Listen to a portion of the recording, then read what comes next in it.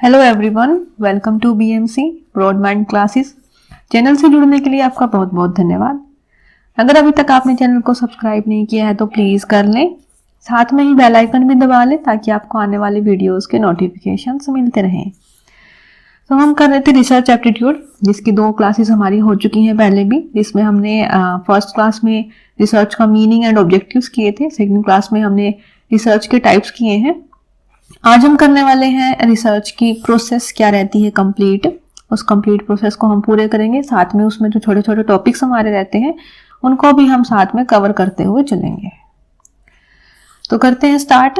तो सबसे पहले देख लेते हैं कि रिसर्च की क्यों नीड होती है, मतलब उसके लिए हमें कौन कौन से क्राइटेरिया को फॉलो अप करना होता है। तो सबसे पहले हमारा आता है it is conducted with in a framework, मतलब जो हम रिसर्च करने जा रहे हैं वो एक फ्रेमवर्क के अंदर होनी चाहिए। जो हमने अप्रोचेस फिक्स की हैं वो उनके अकॉर्डिंगली वो होनी चाहिए।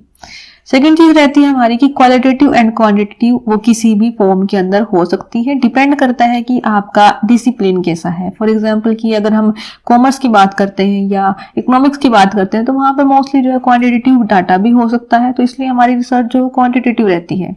वहीं पर ही हमारा लिटरेचर का कुछ ना कुछ पार्ट है, तो वहां पर जो हमारी रिसर्च होती है वो क्वालिटेटिव पर्पस के लिए होती है। तो वहां पर वो डिपेंड करता है कि हमारी रिसर्च कैसी होगी, उसी के अकॉर्डिंगली हम अपना फ्रेमवर्क को सेट करते हैं।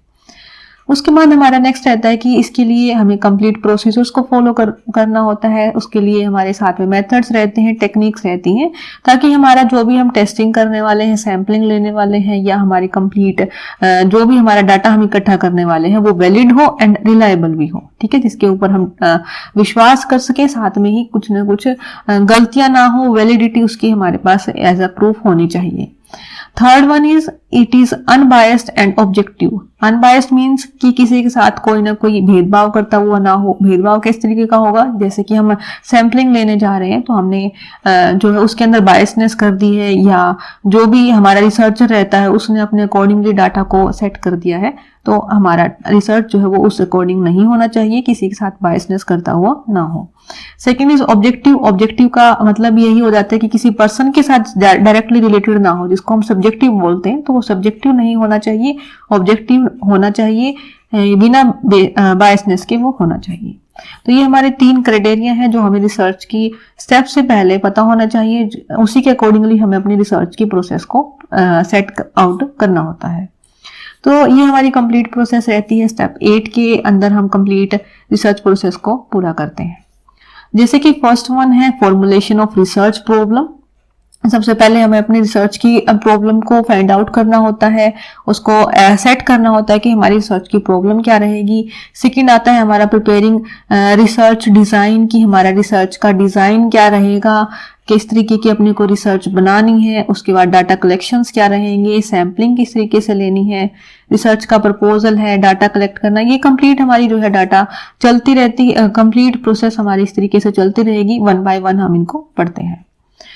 तो ये है हमारी स्टेप 1, जिसके अंदर हमें करना होता है रिसर्च प्रॉब्लम का फॉर्मुलेशन, की हमारी रिसर्च जो प्रॉब्लम है वो हमें पहले फाइंड आउट करनी है, आइडेंटिफाई करनी है, एंड देन हमारे रिसर्च की प्रॉब्लम को डिफाइन करना होता है।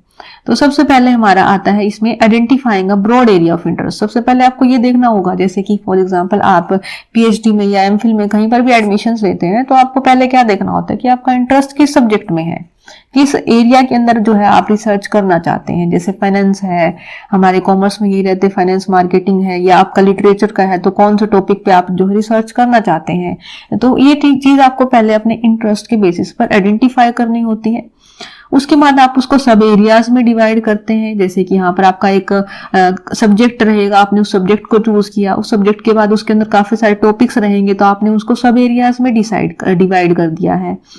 उन सब एरियाज के बाद आप जो है फोकस करते हैं, सिलेक्ट करते हैं एक एरिया को जो आपके इंटरेस्ट का होता है, जिसमें से आपको जो अच्छा लगता है आप वो चूज करते हैं। उस एरिया के अंदर आपके जितने भी क्वेश्चंस बनते हैं, मतलब रिसर्च हम कर क्यों रहे हैं, क्योंकि हमें कोई ना कोई प्रॉब्लम होगी या कोई ना कोई हमारे क्वेश्चन अराइज होंगे, उन क्वेश्चंस के सॉल्यूशंस के लिए हम रिसर्च करते हैं। तो यहाँ पर आप सारे के सारे क्वेश्चंस की लिस्ट बनाते हैं जिनको रिसर्चर जो है वो अपना फाइंड आउट करना चाहता है। उन क्वेश्चंस के बाद हम करते हैं ब्रॉड ऑब्जेक्टिव सेट किए जाते हैं, कि जैसे हम हाइपोथेसिस को सेट करते हैं और उनके बाद जो ऑब्जेक्टिव्स हैं उनका रिव्यू किया जाता है। अब यहाँ पर एक टर्म आती है कि व्हाट इज हाइपोथेसिस। तो कि हाइपोथेसिस क्या होती है, अगर इसका हम हिंदी मीनिंग देखते हैं तो एक टाइप का इसका होता है परिकल्पना, मतलब किसी चीज की कल्पना करना। जैसे कि हमारे भी हम फ्यूचर से रिलेटेड कोई ना कोई कल्पना करते हुए चलते हैं, कोई ना कोई हमारे एस्टिमेशन लगाते हुए चलते हैं, तो वही एक हाइपोथेसिस भी वही कहलाती है हमारी रिसर्च के अंदर। उसका एक सेट करने का एक कंप्लीट तरीका होता है जो हम आगे देखते हैं अभी। तो हाइपोथेसिस का देख लेते हैं। तो यहाँ पर रिसर्च का जो क्वेश्चन होता है उसको, जिसको भी हम सर्च करना चाहते हैं रिसर्च के अंदर, वो क्या कहलाता है, हमारा एक क्वेश्चन हो गया। लेकिन उस क्वेश्चन को हम जो नाम देते हैं वो हमारी हाइपोथेसिस सेट करना होता है, जिसके अंदर हम कंप्लीट जितने भी प्रेडिक्शंस, पॉसिबल प्रेडिक्शंस लगाने वाले हैं या जिन भी चीजों को हम इन्वेस्टिगेट करने वाले हैं वो सारे रिलेशनशिप को चेक करना उस क्वेश्चन के अंदर हम ऐड करते हैं। तो हम हाइपोथेसिस को एक टाइप का प्रोपोजिशन भी बोल सकते हैं, कि जो चीज हमारे रिसर्च के अंदर कंप्लीट रहेगी, क्या प्रपोज हम उसके अंदर रखने वाले हैं। एक टेनेटिव होता है, मतलब फिक्स्ड नहीं है, कुछ ना कुछ चेंजेस भी इसमें आते रहेंगे, लेकिन वो एक हम आइडिया, बेसिक आइडिया लगा लेते हैं कि क्या रहेगा इसका रिजल्ट। हाइपोथेसिस जो होती है वो कम्प्लीटली अननोन होती है, क्योंकि क्या रिजल्ट आएंगे वो हमारे रिसर्च के बाद निकल के आएंगे। ये सिर्फ हमारी एक टाइप की कल्पना है, उसमें कुछ भी रिजल्ट हो सकते हैं। लॉजिकल रिलेशनशिप को भी शो करता है, ये नहीं कि हमारी जैसे कि हम दिन में बैठ करके सपने देखते रहते हैं अनगिनत, उस टाइप की नहीं होती है। जो हमारा रिसर्च है उसी से रिलेटेड ये होनी चाहिए, और कोई ना कोई दो वेरिएबल है उनके बीच में रिलेशनशिप को शो करते हुए होती है कि या तो ये होगा या तो ये होगा, मतलब दो ऑप्शन है उनमें से कोई ना कोई एक तो जरूर होगा। Next one is it should be simple, मतलब हमारे रिसर्च के क्वेश्चन से जुड़ी हुई हो, साथ में ही सिंपल भी हो, जिसको हम इजीली समझ सके कि हमारा क्वेश्चन क्या था। अगर कोई रिसर्च उस रिसर्च को कोई और भी पढ़ रहा है, कोई स्टडी आउट कर रहा है, तो उसको भी नहीं पता हो कि क्वेश्चन क्या है, क्या हाइपोथेसिस सेट की गई है, किस बारे में ये रिसर्च चल रहा है। तो सिंपल होनी चाहिए। They facilitate the formulation of theory, जो आप थ्योरी बनाने वाले हैं, जो भी आपका रिसर्च का काम रहने वाला है उससे रिलेटेड वो जुड़ा हुआ होना चाहिए। जैसे कि जो हमारी हाइपोथेसिस होती है वो दो टाइप की होती है, एक होती है null hypothesis and the other one is alternative hypothesis. तो ये दोनों क्या होती है, नल हाइपोथेसिस क्या है, अल्टरनेट हाइपोथेसिस क्या है, उनको भी हम देख लेते हैं। तो नल हाइपोथेसिस एक स्टेटमेंट होती है, इसको हम ऑलमोस्ट जो पॉजिटिव मान के चलते हैं, जिसको हम अज्यूम करके चलते हैं कि ऐसा होगा। अब यहाँ पर क्या आते हैं, कुछ टर्म्स आई हुई हैं, जैसे पॉपुलेशन पैरामीटर है। What is this population parameter? जैसे जिन्होंने थोड़ा बहुत रिसर्च पढ़ रखा होगा, स्टैट पढ़ा होगा, तो उनको लिए थोड़ा सा इजी होगा, लेकिन जिसने बिल्कुल भी नहीं पढ़ा उनके लिए काफी डिफिकल्ट होता है। तो ये क्या होता है, पॉपुलेशन क्या होती है, इसका मतलब सिंपली जनसंख्या से नहीं है। अगर हम सिंपल वर्ड में देखते हैं तो पॉपुलेशन का मतलब जनसंख्या होता है, लेकिन यहाँ पर हमारे रिसर्च के अंदर या हमारी स्टैटिस्टिक के अंदर पॉपुलेशन का मतलब होता है कि वो पार्ट जिसमें से सैंपल उठाया गया है। फॉर एग्जाम्पल कि हम पूरी पॉपुलेशन में से कुछ बंदों का सैंपल ले रहे हैं, तो वहां पर ठीक है पॉपुलेशन ही पॉपुलेशन कहलाएगी। लेकिन आपने जैसे अपनी बॉडी का कंप्लीट टेस्टिंग करवाई है, आपके पूरे ब्लड में से छोटा सा मात्रा ब्लड की निकाली गई है, तो पूरी बॉडी का ब्लड आपका पॉपुलेशन कहलाएगा। वो जो सैंपल लिया है छोटा सा, वो आपका सैंपलिंग या फिर सैंपल कहलाएगा। पॉपुलेशन के पैरामीटर क्या होते हैं? अब पॉपुलेशन का जो कंप्लीट आपके पूरी बॉडी का जो रिजल्ट है, मतलब उसके मीन निकाले गए हैं, मीडियन है, मोड है, उसकी जो भी आपकी एवरेज वगैरह निकाली गई है, वो पॉपुलेशन की पैरामीटर कहलाती है। और सैंपल से जो निकालेंगे वो हमारी सैंपल के पैरामीटर्स कहलाएंगे। तो हम यहाँ पर क्या मान के चलते हैं नल हाइपोथेसिस के अंदर, कि जो हमारे पॉपुलेशन के पैरामीटर है, मतलब जो आपने जिस चीज में से सैंपल लिया है उसके जो रिजल्ट है वो क्या निकलेंगे, आपके सैंपल के पैरामीटर से मिलते हुए होंगे। मतलब हमारे रिसर्च करने का पर्पस ये होता है, जैसे कि आपको कहा गया कि कोई एक प्रोडक्ट है, कोई एक पेन है, उस पेन की कितनी डिमांड है, आप क्या करेंगे, पूरी मार्केट में जाकर के पता करेंगे कितनी डिमांड है। आपने क्या किया, जो रिजल्ट निकाले एवरेजली कि 50% लोग पसंद करते हैं, वो आपने सैंपल के बेसिस पर निकाला। एक होता है पॉपुलेशन की, हर एक पर्सन से पूछा जाएगा एंड देन उसका रिजल्ट भी 50% आ रहा है या 49% आ रहा है। तो ये क्या होगा कि दोनों चीजें मैच कर रही हैं, सैंपल का भी मीन भी या फिर सैंपल का एवरेज भी और आपकी पॉपुलेशन का एवरेज भी। तो उसको हम क्या बोलते हैं कि वो जब हम उस चीज को ट्रू मानते हुए चलते हैं वो हमारी नल हाइपोथेसिस कहलाती है। नल हाइपोथेसिस में हम एक ये भी मान लेते हैं कि there is no difference between variables. कौन से वेरिएबल? जैसे आपकी जो पॉपुलेशन का मीन है या जो आपकी पॉपुलेशन का एवरेज है, and other one is sample का एवरेज है, उन दोनों के बीच में कोई डिफरेंस नहीं है, या आपने दो अलग अलग जगह से सैंपल्स लिए हैं उनके एवरेजेस में भी कोई डिफरेंस नहीं है, उसको हम बोलते हैं नल हाइपोथेसिस। फॉर एग्जाम्पल आपका क्वेश्चन है कि do teens use cell phone to access the internet more than adults, मतलब हमने क्वेश्चन बनाया रखा है, ये हम इसके बारे में रिसर्च करना चाहते हैं कि जो टीन्स होते हैं 13-14 ईयर के जो बच्चे हैं, मतलब 13 to 18 तक के, क्या वो ज्यादा सेल फोन यूज करते हैं in comparison to adults. Adults में हमारे 18 प्लस आ जाते हैं। तो ये हमने क्वेश्चन है, इसके बारे में हम रिसर्च करना चाहते हैं। रिसर्च करने के लिए हम क्या करेंगे, सैंपल लेंगे, टीन्स का भी सैंपल लिया जाएगा, अडल्ट्स का भी सैंपलिंग की जाएगी, तो उसके बाद हमारा जो होगा रिजल्ट निकल के आएगा। ये तो क्वेश्चन है। अब हम नल हाइपोथेसिस क्या सेट क्या करते हैं, मतलब हम एक परिकल्पना सेट करेंगे। परिकल्पना मतलब कि हम अपनी तरफ से क्या मान के चल रहे हैं। तो यहाँ पर हम क्या करते हैं कि age has no effect on how cell phones are used for internet access. हमने क्या हाइपोथेसिस सेट करी कि एज का कोई इफेक्ट नहीं पड़ता है सेल फोन के इंटरनेट एक्सेस के यूजेस पर। दोनों लोग जो है वो इक्वल ही यूज करते हैं, कोई ऐसा इफेक्ट नहीं है एज का इफेक्ट। तो ये हमने क्या कर दिया, एक नल हाइपोथेसिस, जिस चीज को हम ट्रू मानते हैं उसको हम नल हाइपोथेसिस में सेट कर देते हैं। उसके बाद हम क्या करते हैं, अल्टरनेटिव हाइपोथेसिस भी सेट की जाती है। नल हाइपोथेसिस को जो है हम सेट करते हैं H0 के साथ, और अल्टरनेटिव को सेट किया जाता है H1 के साथ। ये इनका एक सिंबल होता है। अब यहाँ पर क्या होता है कि अगर नल हाइपोथेसिस को, जैसे कि यहाँ पर हमने नल हाइपोथेसिस में क्वेश्चन रखा था, जो हमारी हाइपोथेसिस ये थी कि उनका कोई एज का कोई इफेक्ट नहीं होता है। अगर वो रिजेक्ट हो जाती है तो अल्टरनेटिव हाइपोथेसिस अपने आप ही एक्सेप्ट हो जाएगी। फॉर एग्जाम्पल की सिंपल सी बात देखते हैं, हमने आज कल्पना करी कि आज बारिश होगी। अगर बारिश नहीं तो ऑब्वियसली, मतलब बारिश एक दो ही कल्पनाएं थी हमारे पास, दो ही ऑप्शन थे, या तो बारिश होगी या तो नहीं होगी। अगर बारिश हो गई तो ठीक है, आपकी नल हाइपोथेसिस एक्सेप्ट होगी। अगर नहीं हुई तो ऑब्वियसली है आपकी अल्टरनेटिव हाइपोथेसिस बिना टेस्टिंग के ही हमारी जो है वो एक्सेप्ट हो जाती है। तो इसका मतलब क्या हुआ कि हम जो एक्चुअल जितना भी ये कंप्लीटली क्या होती है, कॉन्ट्रडिक्शन होती है नल हाइपोथेसिस के। अगर वो हाँ है तो हमारी अल्टरनेटिवली ना के बारे में चलेगी, अगर वो ना के बारे में चल रही है तो ये हमारी पॉजिटिवली चलेगी, मतलब वो अगर नेगेटिव है तो यहाँ पर हमारी अल्टरनेटिवली पॉजिटिवली चलती है। तो इस तरीके से ये दोनों आपस में कॉन्ट्राडिक्शन होती है। और जब हम जो टेस्ट करते हैं वो हम सिर्फ अपनी नल हाइपोथेसिस के ऊपर ही टेस्टिंग की जाती है, अल्टरनेटिव हाइपोथेसिस के ऊपर टेस्टिंग नहीं की जाती है। एग्जाम्पल, हम यहाँ पर जो है टेस्टिंग करेंगे टीन की और अडल्ट्स की, दोनों के बीच में हम जो है कंपैरिजन करके देखेंगे कि कौन सा बेटर है, मतलब हमारे जो था एज इफेक्ट है या नहीं है इंटरनेट एक्सेस के ऊपर। तो उसके बाद हम क्या करते हैं, रिजल्ट निकलेगा तो हमने चेकिंग किसकी की है, कंप्लीट जो टेस्टिंग होगी वो नल हाइपोथेसिस की टेस्टिंग की जाती है।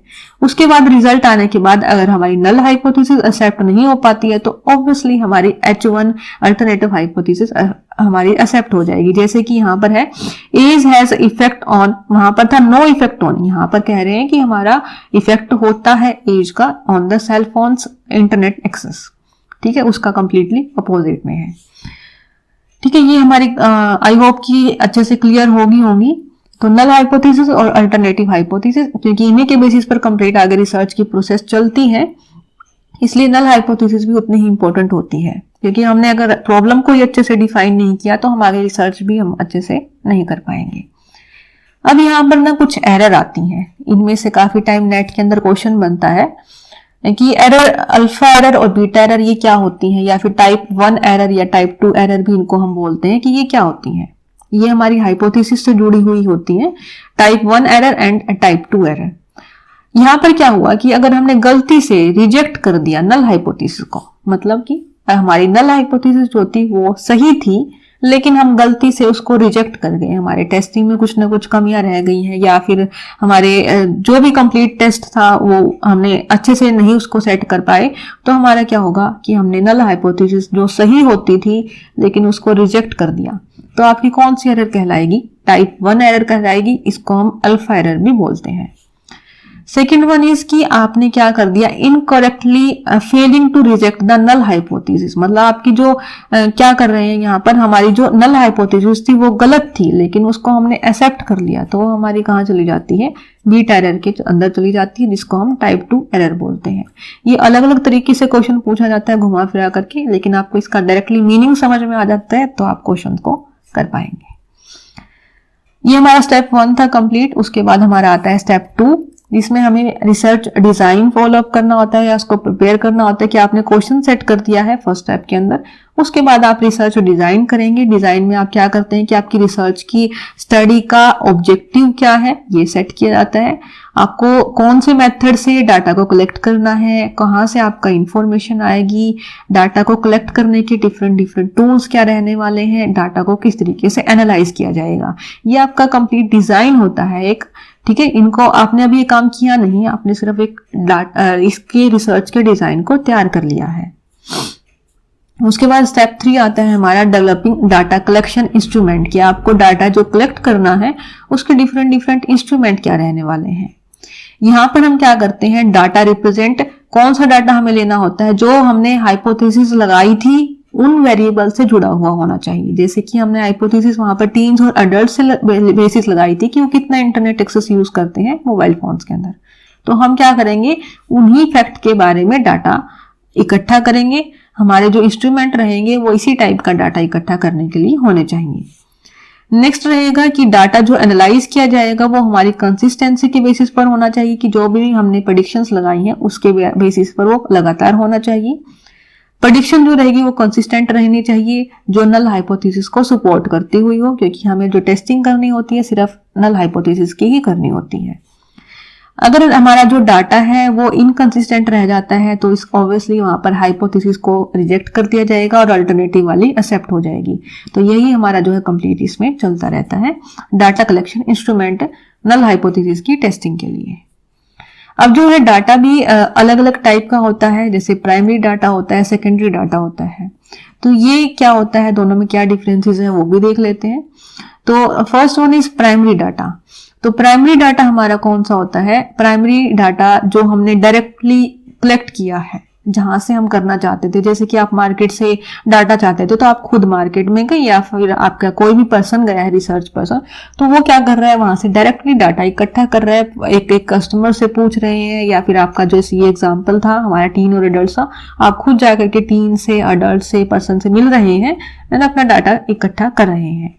तो यहाँ पर हम इसको क्या बोलते हैं, फ्रेश डाटा कलेक्ट किया जाता है बाय द रिसर्चर, और ये डिफरेंट सर्वेस की बेसिस पर या ऑब्जर्वेशन के बेसिस पर या एक्सपेरिमेंटेशन के बेसिस पर ये इकट्ठा किया जाता है।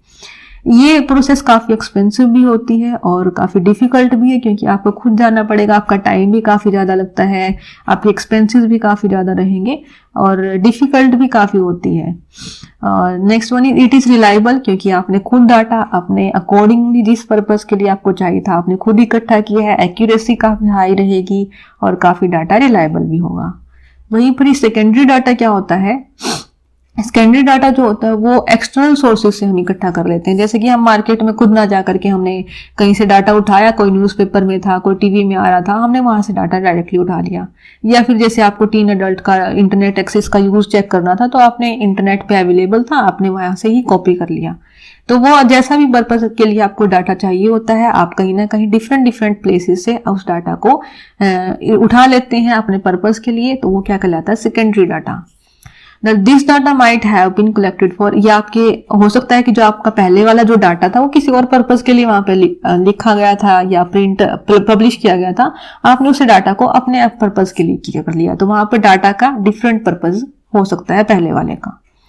ये लेकिन ये इनएक्सपेंसिव है, मतलब एक्यूरेसी ऑब्वियसली, क्योंकि पहले वाले का पर्पस अलग था, आपका अलग है, तो कहीं ना कहीं एक्यूरेसी की दिक्कत आती है, लेकिन इनएक्सपेंसिव है। आपकी लागत जो है वो काफी कम पड़ती है और बहुत जल्दी आपको डाटा यहाँ पर अवेलेबल हो जाता है। तो क्विक मेथड है बट इनएक्सपेंसिव भी है और एक्यूरेसी की यहाँ पर जो है दिक्कतें रहती हैं, और डिपेंड करता है कि आपका ऑब्जेक्टिव क्या है, उसके बेसिस पर हम जो है यहाँ पर डाटा इकट्ठा कर सकते हैं। उसके बाद हमारा स्टेप 4 आता है सिलेक्टिंग सैंपल्स, कि सैंपल को इकट्ठा किया जाए, कि जो भी हम डाटा इकट्ठा करना चाहते हैं प्राइमरी मेथड से या सेकेंडरी से, हमें सैंपल को अब इकट्ठा करना है। तो सबसे पहले सैंपल होता है क्या है, सैंपल एक रिप्रेजेंटेटिव कोई सेट होता है, रिप्रेजेंटेटिव सब सेट है जो क्या करता है आपकी पॉपुलेशन को मिनिएचर रूप में, मतलब छोटे रूप, आपके पूरी पॉपुलेशन का एक छोटा रूप होता है। फॉर एग्जांपल कि पूरे ब्लड का सैंपल ना दे करके हम क्या देते हैं, उसके एक छोटे से पार्ट का, छोटा सा भी मतलब कि 0.01% इतना कुछ परसेंटेज ही हम एज ए टेस्टिंग के लिए देते हैं, जो कि काफी कम होता है। तो वो क्या कर रहे हैं, हम पूरे पॉपुलेशन का एक बहुत ही छोटा सा पार्ट हम क्या दे रहे हैं, एज ए सैंपल दे रहे हैं। तो वो हमारा क्या कहलाता है, सैंपल कहलाता है, जो आपके पूरी पॉपुलेशन को रिप्रेजेंट करता हुआ हो। इसके मेन बेनिफिट क्या होते हैं सैंपलिंग के? एक तो आप पूरे के पूरे ब्लड का सैंपल, मतलब ऑब्वियसली कई बार ऐसी चीजें होती है कि जहां पर पॉसिबल ही नहीं होता, हम पूरे ब्लड का सैंपल नहीं दे सकते हैं, हमें सिर्फ उस मतलब पूरी ब्लड की टेस्टिंग नहीं दे सकते, हमें उसके सैंपल को ही देना पड़ता है।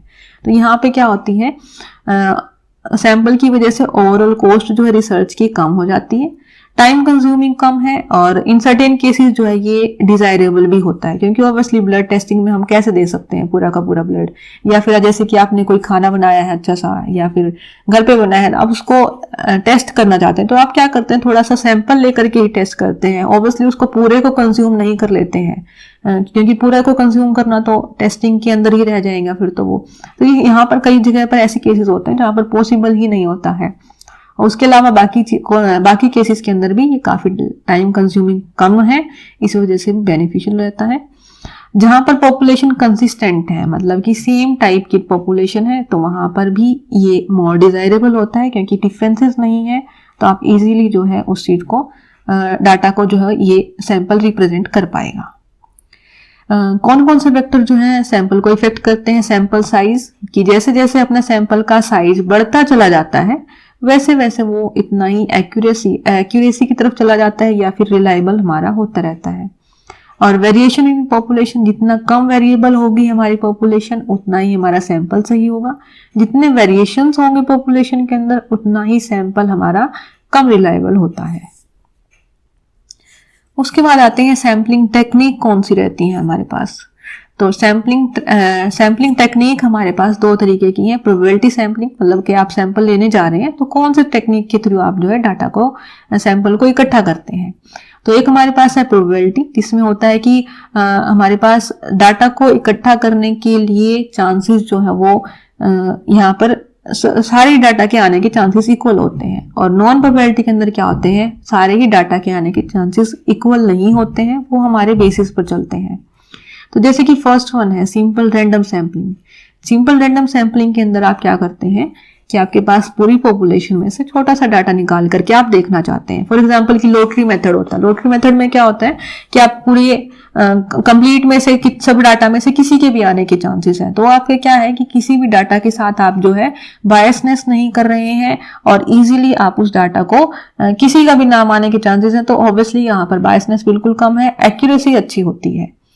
तो ये जो है हमारा, जहाँ पे डाटा जो हमारी जो पॉपुलेशन है वो सेम टाइप की है, तो वहां पर आप रैंडम सैम्पलिंग ले सकते हैं। जैसे कि ये भी होता है ना कई बार कि आप क्लास में बैठे हैं, कोई नया टीचर आकर के आपसे कुछ पूछता है, तो वो क्या कर रहा है कि रैंडमली किसी भी पर्सन से पूछ सकता है, सबके ही आने के चांसेस वहां पर रहेंगे, और इसको हम बोलते हैं प्रोबेबिलिटी सैम्पलिंग। एक तरीके का लॉटरी मेथड ये हमारा यहाँ पर रहता है।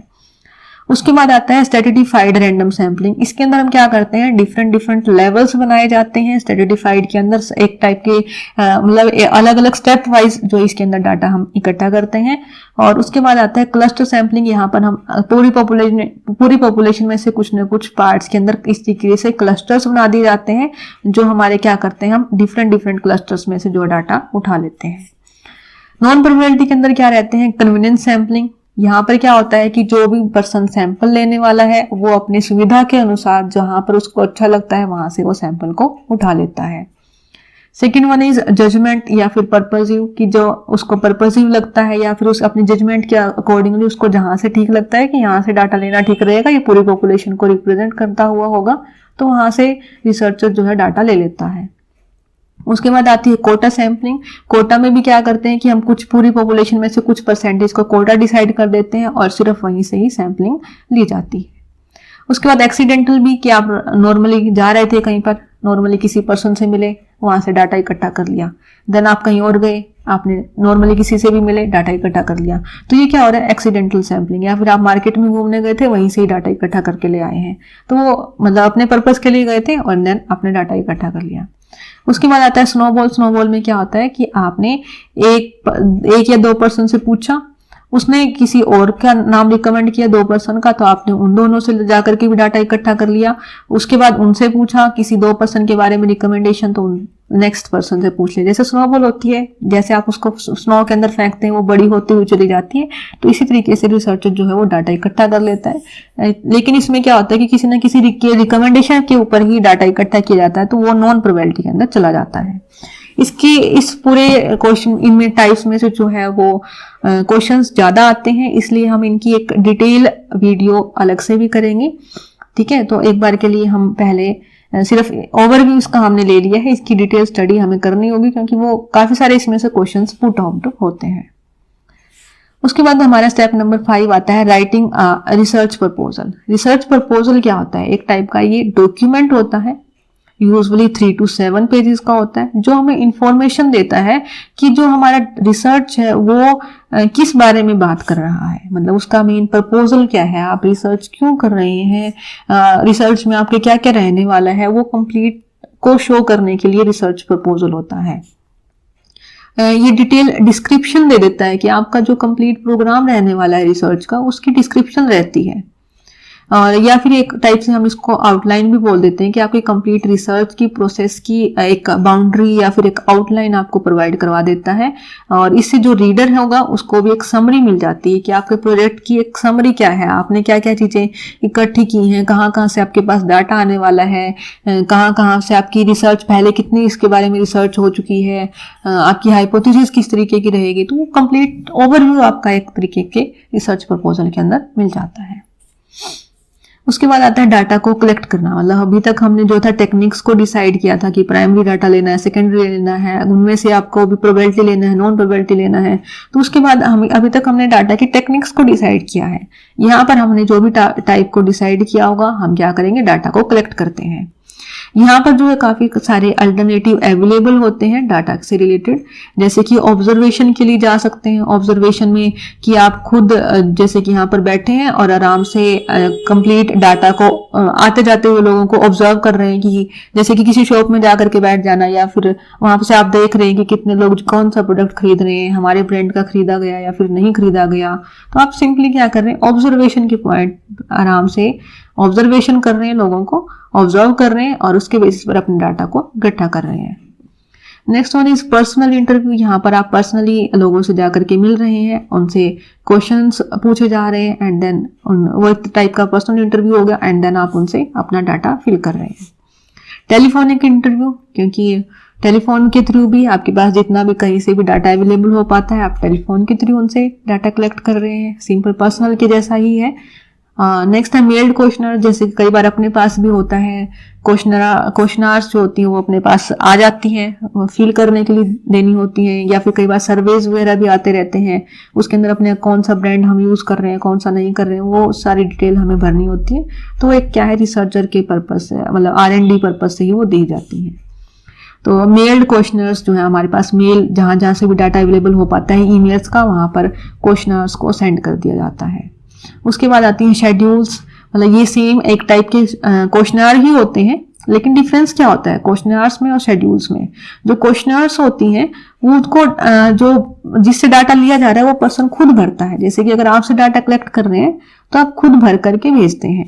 जबकि शेड्यूल्स में क्या होता है, जैसे कि अपने यहाँ पर जनगणना वाले आते हैं, वो क्या करते हैं, अपने पास पूरी एक शेड्यूल बनाकर, मतलब एक पूरे क्वेश्चनर को बना करके लेकर के आते हैं और उसको खुद भरते हैं, हम सिर्फ बताते हैं। तो वो क्या कहलाते हैं, जहां पर जो पर्सन भरने वाला आता है उसको हम एन्यूमरेटर बोलते हैं। ठीक है, वो खुद से डाटा उस क्वेश्चनर को भरता है, तो उसी क्वेश्चनर को हम शेड्यूल बोलते हैं। ठीक है, इतना साइड डिफरेंस है। तो इनमें से किसी भी पॉइंट ऑफ व्यू से हम जो है डाटा कलेक्ट करते हैं। उसके बाद हमारा आता है प्रोसेस एंड एनालाइजिंग डाटा, कि जो हमने इतना सारा डाटा इकट्ठा कर लिया है इन द नंबर्स, उसको रीड करना काफी डिफिकल्ट है, क्योंकि वो एक डाटा है। उस डाटा को हम इतने बड़े डाटा को पढ़ नहीं सकते हैं, लेकिन उसको अगर हम टेबल्स की फॉर्म में दिखा देते हैं कि कितनी ग्रोथ हुई है, कितनी कम हुई है, या फिर उसको कोडिंग के बेसिस पर हम दिखा रहे हैं, या फिर किसी ड्राइंग के बेसिस पर, जैसे कि इस तरीके के ग्राफ आपने देखे होंगे न्यूज़पेपर्स वगैरह में, तो वो चीजें क्या हो रही है कि वो आपको बता रहे हैं कि कोई चीज कितने टाइम पर कितनी कम हो रही है, कितनी बढ़ रही है। तो वो हमारी क्या होती है, डाटा को ही एक इफेक्टिव वे के अंदर शो करना। तो यही हमारी कहलाती है processing and analysing the data. तो जैसे कि आप डिफरेंट कैटेगरीज में उसको डिवाइड कर सकते हैं। ये कैटेगरीज जैसे कोडिंग हो सकती हैं, टेबुलेशंस हो सकती हैं, या फिर कोई भी ड्राइंग हो सकती है आपकी स्टैटिस्टिक डाटा की। आप उन डाटा को मैनेजेबल ग्रुप्स एंड टेबल्स के अंदर भी डिवाइड हम कर सकते हैं। जैसे कि हमारा एक डाटा इंटरप्रिटेशन का टॉपिक भी रहता है नेट के अंदर, उसमें देखा होगा कि डाटा गिवन होता है, उस डाटा को एनालाइज हमें करके परसेंटेज या कुछ ना कुछ रेशियोज निकालनी होती है। तो वो हमारा किसका पार्ट है, एक टाइप का वो एनालाइज्ड डाटा होता है, हमें उसको दूसरी फॉर्म के अंदर चेंज करना होता है। उसके बाद ही हमारी कंप्लीट प्रोसेस हो चुकी है। इसी से रिलेटेड कुछ क्वेश्चंस हैं। जैसे first one is the objective of research can be return. जो हमारा ऑब्जेक्टिव रहता है रिसर्च का वो किस फॉर्म के अंदर रिटर्न होना चाहिए, क्योंकि ऑब्जेक्टिव है तो वो मेनली क्वेश्चन फॉर्म में होगा, स्टेटमेंट फॉर्म में होगा, या फिर क्वेश्चन एंड स्टेटमेंट दोनों फॉर्म में से किसी में भी हो सकता है, यही देखना होता है। तो ऑब्जेक्टिव जो होता है वो जनरली हम स्टेटमेंट फॉर्म मतलब स्टेटमेंट फॉर्म के अंदर ही होना चाहिए, क्योंकि क्वेश्चंस के लिए हम कंप्लीट हाइपोथेसिस सेट करते हैं। तो ऑब्जेक्टिव जो है वो हमारा स्टेटमेंट की फॉर्म के अंदर होना चाहिए। नेक्स्ट वन है first step of the research. Research का फर्स्ट स्टेप क्या था जो अभी हमने पढ़ी है, तो उसके अंदर हमने देखे थे सारे ये स्टेप में से हमारा था फाइंडिंग अ प्रॉब्लम। पहले हमें प्रॉब्लम को फाइंड आउट करना होता है कि जो हमने टॉपिक चूज किया है उसमें से कौन सा क्वेश्चन आपका बन रहा है, क्या प्रॉब्लम बन रही है जिसके बारे में आप रिसर्च करना चाहते हैं। तो ये हमारा फर्स्ट स्टेप रहता है। उसके बाद आता है what is the name of conceptual framework in which the research is carried out, कि कौन सा कॉन्सेप्चुअल फ्रेमवर्क होता है जिसके अंदर रिसर्च को किया जाएगा। आपका पूरा फ्रेमवर्क, जैसे अभी हमने देखा था कि रिसर्च डिजाइन जो होता है वो एक कंप्लीट फ्रेमवर्क को शो करता है जिसके अंदर पूरी रिसर्च कैसे रहेगी, क्या क्या पूरा ओवरव्यू जो होता है उसके अंदर दिया जाता है, तो वो हमारी रिसर्च डिजाइन में आ जाता है। तो ये थी हमारी complete video. Thank you so much. अगर आप अभी तक वीडियो को देख रहे हैं तो please like share and subscribe जरूर कर देना, और टेलीग्राम पे भी आप जुड़ सकते हैं। लिंक जो है आपको वीडियो के डिस्क्रिप्शन में गिवन होगा, और साथ में इंस्टा का लिंक भी गिवन है। अगर कोई क्वेरीज है तो आप इंस्टाग्राम पर मैसेज भी कर सकते हैं। Thank you so much and bye bye.